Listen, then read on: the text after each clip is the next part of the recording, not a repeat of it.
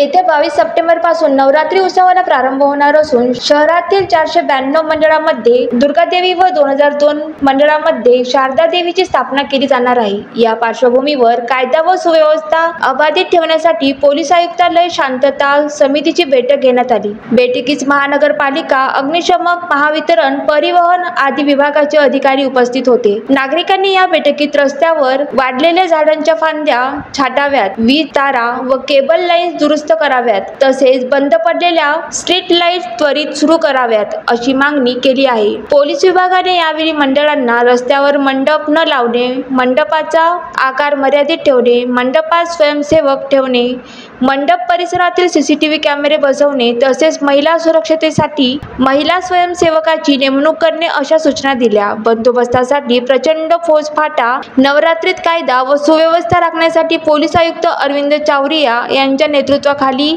3 उपायुक्त, 3 सहाय्यक उपायुक्त, 30 पोलीस निरीक्षक, 70 API व PSI, 1350 पोलीस कर्मचारी, SRPF कंपन्या, 500 होमगार्ड, याशिवाय 14 CR, मोबाईल दामिनी पथक, बीट मार्शल, डायल 112 वाहने शहरातील गस्त घालणार आहेत।